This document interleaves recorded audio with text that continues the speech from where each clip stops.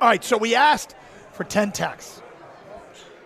If the Lions are going to trade up, who do you see them pursuing? We're not worried about where they're trading to. We're not worried about what they need to give up. We just want to know if they're trading up. Now, let me start with this. Can you imagine draft night? We're in the middle of the first round, and the commissioner walks to the podium and says, we have a trade. Crowd's going to go nuts. The Detroit Lions have acquired the number whatever pick. Detroit Lions are now on the clock. The Lions are on the clock. Downtown is going to explode. Yes, it will absolutely 100% explode. Now, do I believe they would do that just to play to the crowd? Of course not. No. I didn't believe that they would hold on to their pick at 29 when they had a chance to trade in the second round. But if that announcement is made, the anticipation, I mean, people have been there drinking for a while. Like, it's going to be crazy. I envision it, if that scenario plays itself out, it's like it's the 15th pick, and I don't know who's got a 15th pick, but, Yep. you know, we have a trade to announce, but the Detroit Lions are on the clock. I think everybody there would be, it's the side high five that you give your buddy, like, come on, come on, come on. You do it 3 times, and then there might be another fist bump on top of it, high fives going all over the place. But it's the side five that I think you're going to get with the intensity of Brad Holmes when Brad Holmes does his high five. I think people would go ballistic. Interesting. Cannot wait. All right, here's the feedback coming in, and I'm surprised at a name that I am seeing. But we'll start with this. Josh in St. Clair Shore says Dallas Turner. Okay. Thought of as the top edge rusher in the draft. Yep. Alabama. Yep. That will feel like.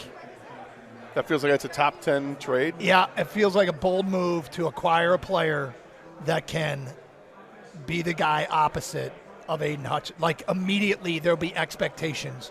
So let's also start with the premise that Brad Holmes fell in love with a guy. Yep. And thinks that guy can make an impact. Like, he's the guy you can't – I don't want to miss out on getting Dallas Turner. So immediately you have to have a presumption that the guy's going to be successful. And the defensive line coach is like, dude, this guy can't miss. Yep. Can't miss. Junior writes in Marvin Harrison. Roger K. writes in Marvin Harrison. Wow. And Matt writes in, trade their first and second pick plus J-Mo for number 4 and take Harrison.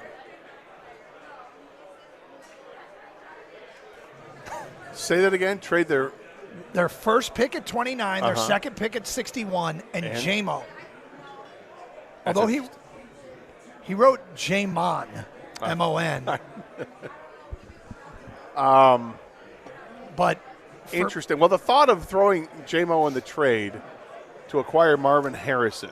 I don't think I'd do this. And Marvin Harrison might be better than J-Mo, but why am I giving up 2 picks to Well, that's the thing. Like, to create a hole by losing J-Mo and fill it with the player I just got? Have I really gotten better, or have I just maybe stayed the same? Well, I don't think – I would say this. Receiver for receiver, I think, Marvin Harrison is polished. He's ready to go.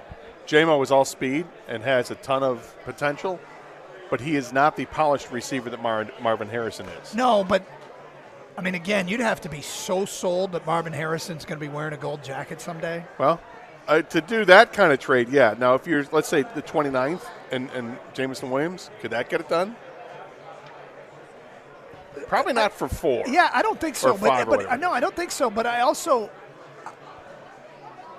I don't think you make a move like that unless you are getting significantly better. And is J-Mo good enough that can we guarantee that Marvin Harrison is absolutely going to be significantly better? That doesn't feel like a yes to me. Well, Kang's not here to defend his guy. Kang loves J-Mo. I love J-Mo too, but not as much as Kang does. But if you look at the progression of where he needs to be, he has to take a substantial leap to get to where I think that you're going to see Marvin Harrison from day one. Yeah. And Marvin Harrison, day one, wherever he goes, I think the expectation is this guy's going to catch 75 passes, be a 1,000-yard receiver, 8 touchdowns, something like that.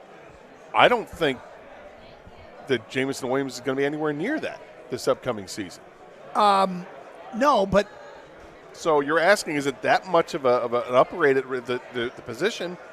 I do, I but guess, I'm not sure. yeah. You have to really The see what problem the other is parts it comes of the trade with an would be. assumption that Marvin Harrison is unquestionably going to be that much better. Yes. And I'm not there. I'm but there. if they're there, Are you not there because he didn't work out? no, I'm not. I think he's the best receiver in the draft. But given the way they operate, which is get a little bit better everywhere, I don't think you need to give up. Why would you give up some stuff to just get a little bit better when you can use those players to get a little bit better? Because you use don't those think- picks to get a little bit better. Because you would think that you're not getting a little bit better. You think you're getting a lot better. Well, I guess. That's the difference. I'm surprised, but that name came up a lot, Marvin Harrison. Other ones, if they're going to trade up, who do you think they'd be going after? This on the heels of more and more reports that Arizona's actively shopping the pick at number 4. Look, that pick feels like it's earmarked for Minnesota already, right? Minnesota's a team that made the move They've got to the get 2 extra first-round first-round picks, yeah. capital. So, yeah, that to me feels like the move that might be poised to be made with Arizona. And, I mean, if you're Minnesota, I would think that you're making a move like that with already kind of a principal deal in place. Hey, will this get it done? And a team kind of telling you yes. I guess I'll say this. I don't think that if the Lions are going to move up, I don't think it's for a receiver. I don't either. I mean, there are some really good receivers in this draft. Well, it's a deep year, right? Yeah, it's for another receivers. deep year. Each year it seems to be a deep year for receivers. If you were to move up to say 12, could you get Malik Neighbors or whoever let's say the third or fourth best receiver is? Is it worth it to move up to that for that? I mean, to me, no. To me, it's defensive back or it's offensive lineman. Here we go. More text. This is from Ted. Writes in, if they trade up, it's for Quinyon Mitchell. Gator, That's my guy. you are a big Quinyon Mitchell fan. I am. You probably don't have to move up nearly as far, but you could get Well, you don't him. have to get into the top 5. No. No, top 15. Yes, I would think so. I think that he might be. Yeah, I think there's an outside chance he could be number 1 off the board, but I think a real strong chance he's maybe no worse than 3 off the board. Yep. From an unnamed. I'm sorry. This is from Gabe. Cooper DeJean. No reason. I just want a DeJean jersey. Cooper DeJean is a really, really talented player. A really talented player, and the kind of player that I could see them falling in love with. So, yeah, Cooper DeJean with the ball in his hands, and he got the football in his hands a lot when he was at Iowa. He was a problem and really good cover corner. I think some teams envision him as maybe the role that Brian Branch plays. Slot corner. Yeah, but still, he could be on the board for them, but I could see them moving up just a little bit to go after a player like that they just don't want to miss out on.